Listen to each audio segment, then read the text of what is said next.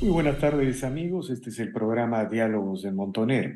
Como todos sabemos, el día de ayer, el presidente del Consejo de Ministros, el señor Aníbal Torres, envió una carta al titular del Congreso, el señor José Williams, en el que manifiesta la voluntad de presentar una cuestión de confianza si es que el Congreso no se decide, no se apresta a derogar la ley 31355 que regula precisamente la cuestión de confianza.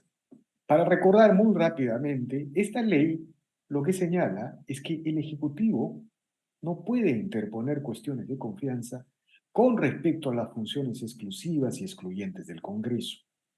Esta ley se aprobó, se dio, surgió la necesidad de regular porque el gobierno de Martín Vizcarra presentó una cuestión de confianza contra el proceso de elección de los magistrados del Tribunal Constitucional.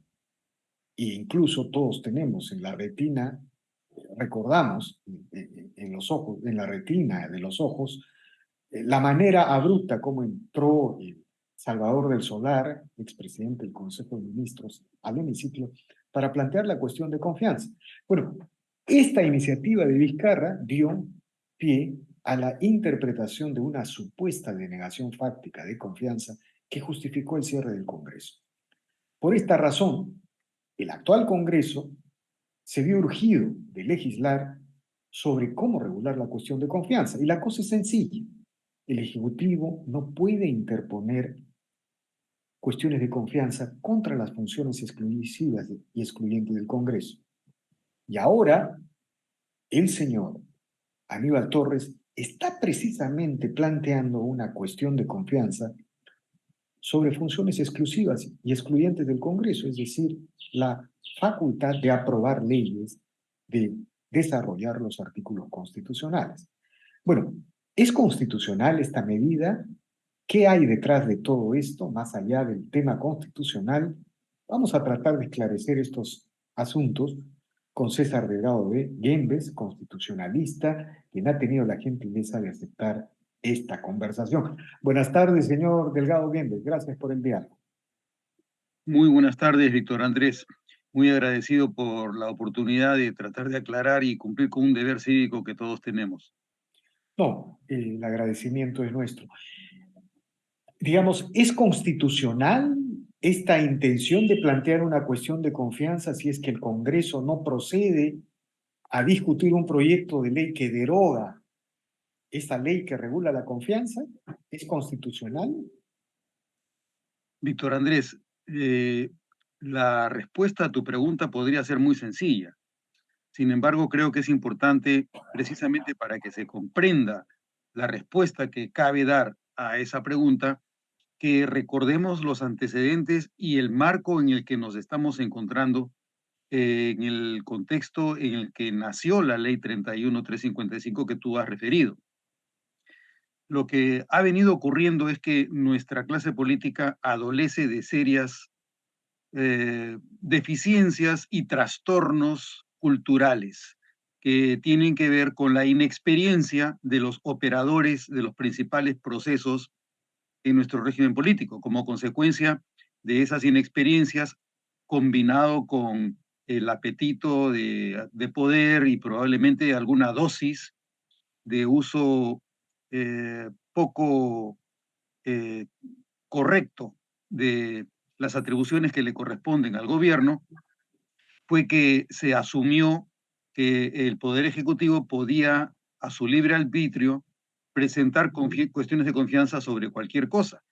Y no solamente sobre cualquier cosa, sino además que el Poder Ejecutivo tenía la potestad de usurpar el lugar que tiene el Congreso para definir por sí y ante sí que la cuestión de confianza que la Constitución manda que otorgue o que rechace el Congreso le sea concedida o rehusada a la sola interpretación y arbitrio que tenga el Poder Ejecutivo para definir cuándo el Congreso es que rechaza o aprueba una cuestión de confianza.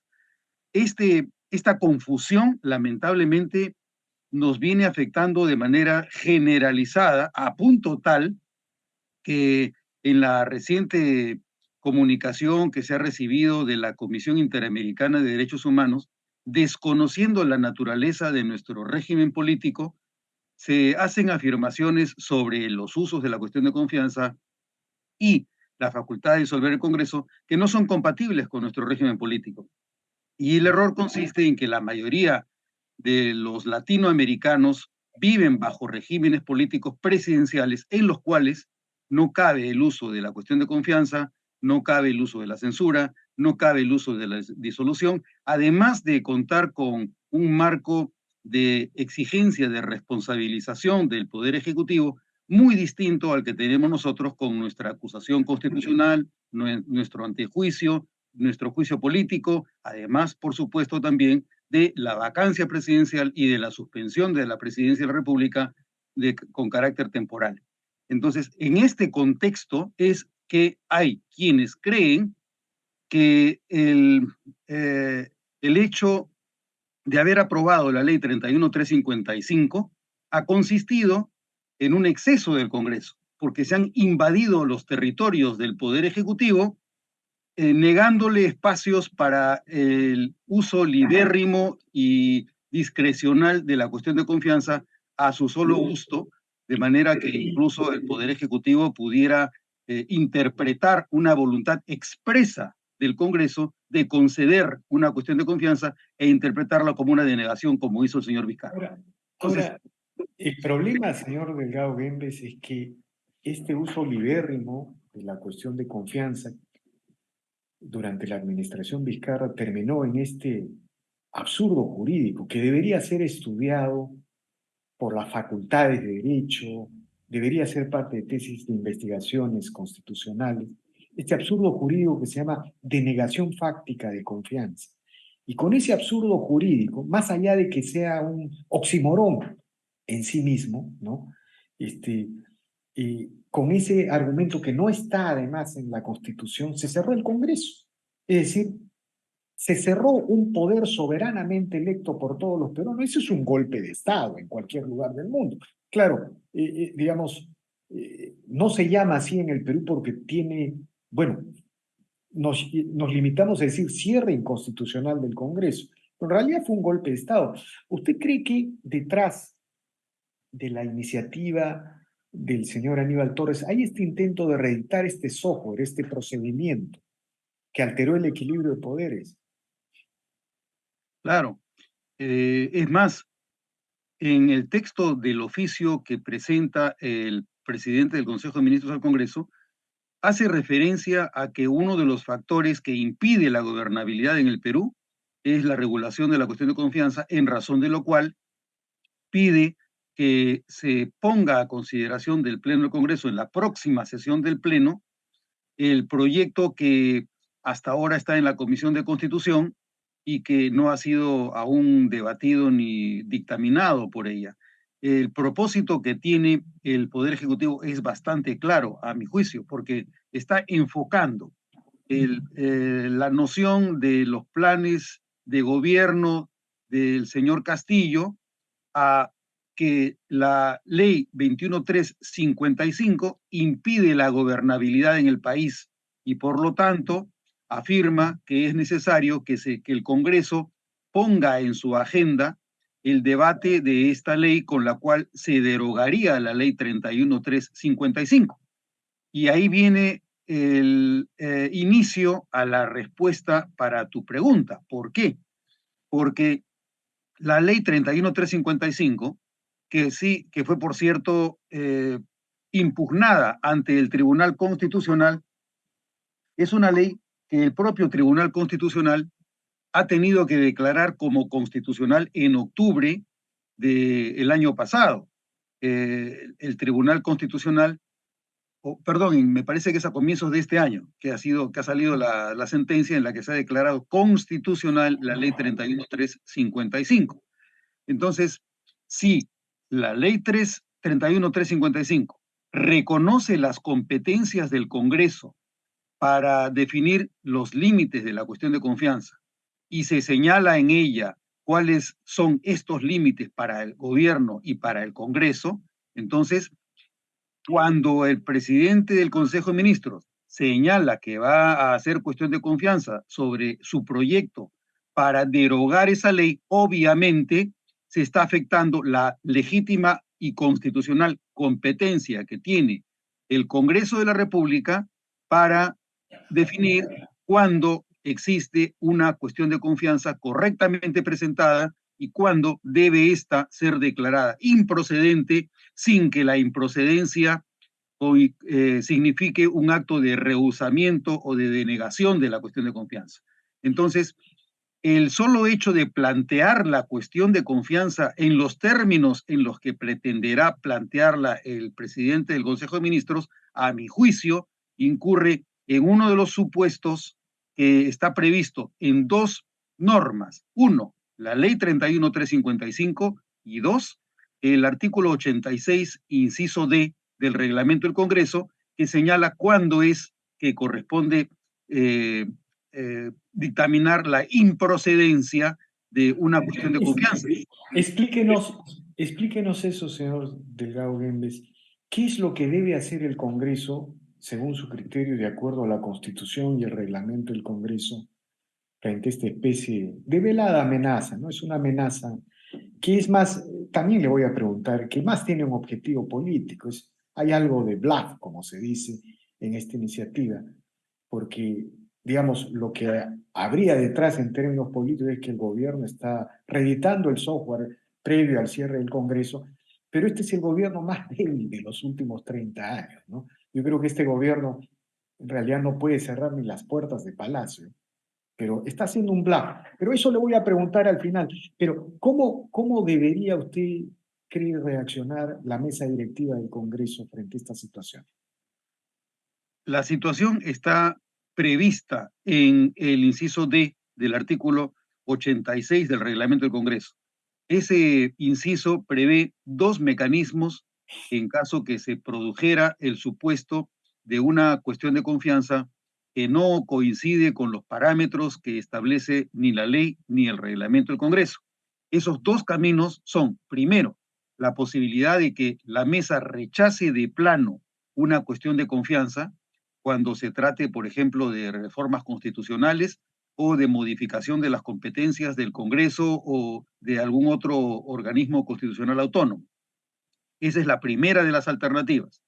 La segunda de las alternativas es que el Pleno del Congreso sea quien rechace la improcedencia, mejor dicho, que afirme la improcedencia de la cuestión de confianza previo dictamen de la Comisión de Constitución. Son ambos caminos posibles. Sin embargo, uno puede resultar siendo, digamos que organizacional o institucionalmente más conveniente que el otro, precisamente en el contexto en el que nos encontramos, porque curiosamente este pedido de cuestión de confianza se presenta a pocos días de que venga el grupo de trabajo de la OEA que quiere conocer cómo es que se están comportando los poderes del Estado en su recíproca interrelación.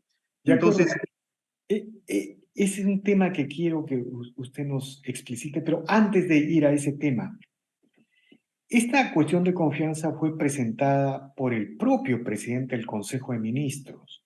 No lo hizo a nombre del gabinete, ¿no?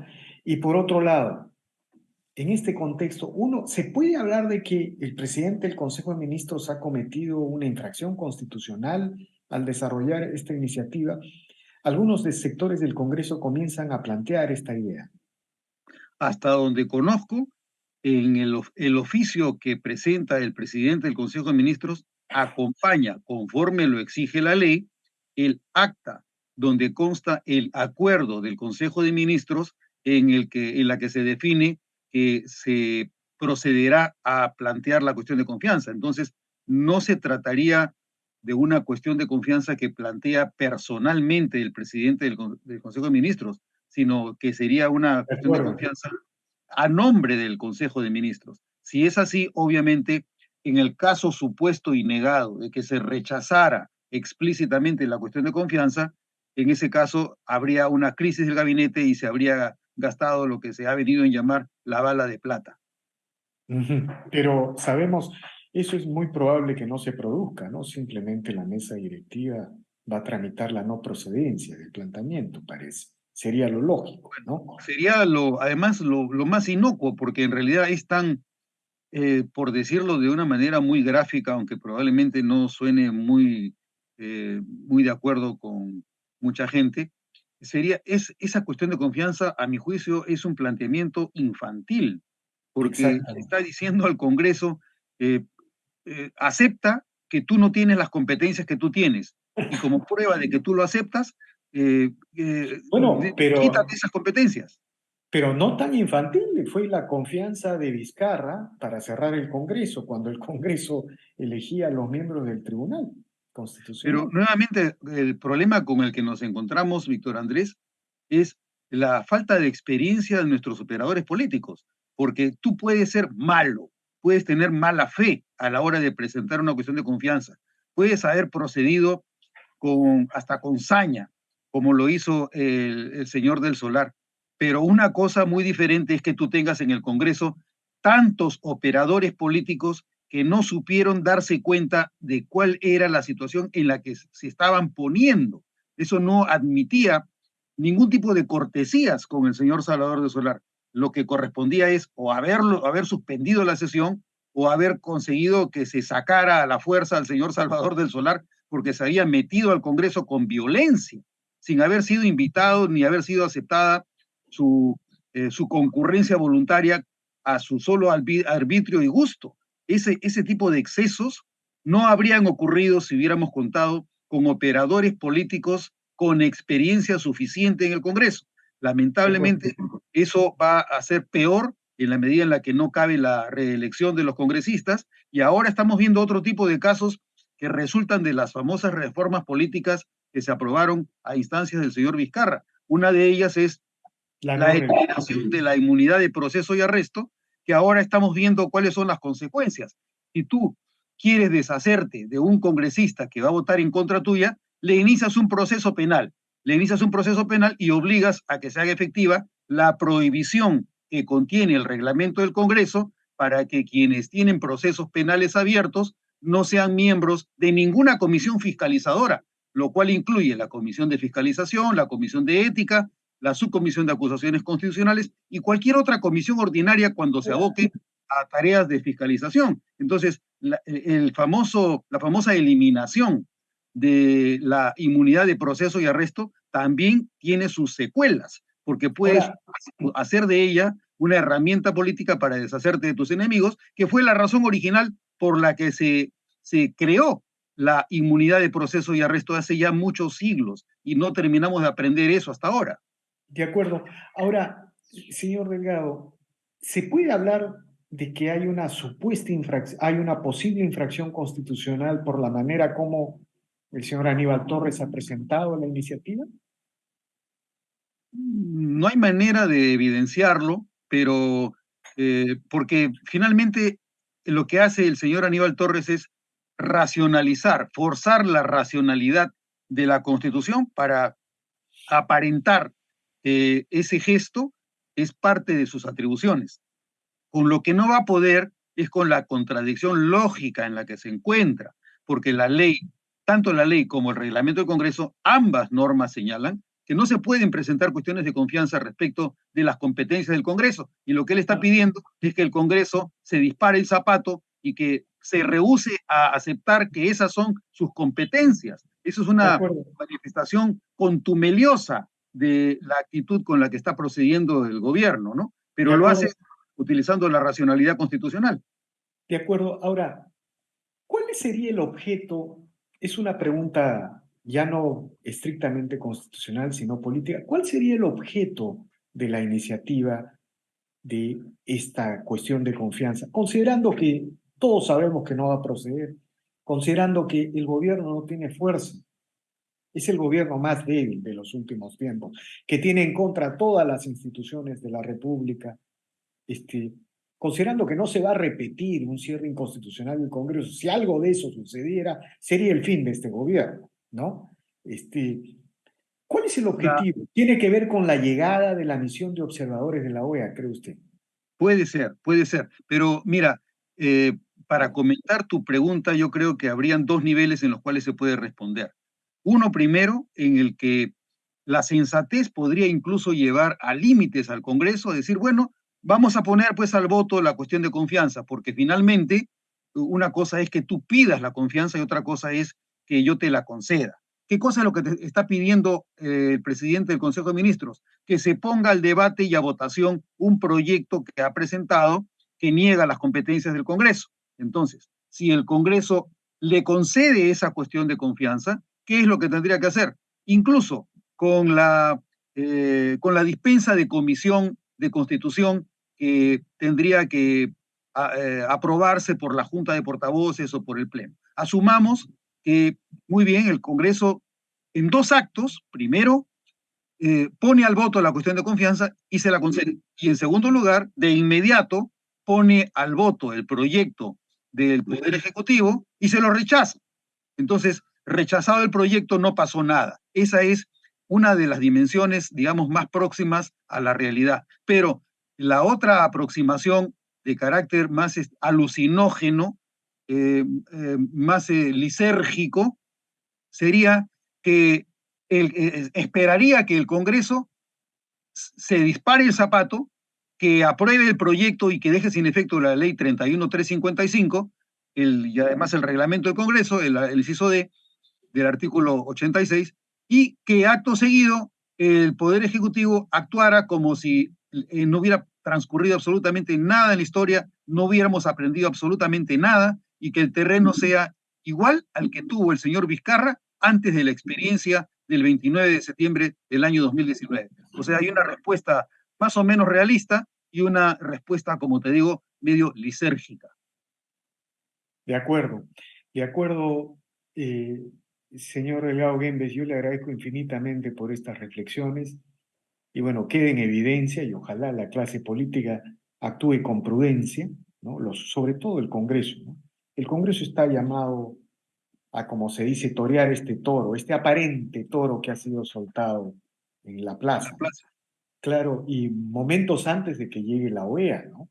Y digamos, tiene las características de una puesta en escena en donde se va a requerir mucha prudencia, mucho sentido común de parte de la mesa directiva del Congreso.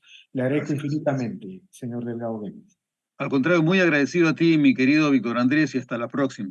De acuerdo, seguramente estaremos conversando más adelante. Bien amigos, esta ha sido una nueva edición de Diálogo del Montonero. Regresamos en la siguiente edición. Gracias.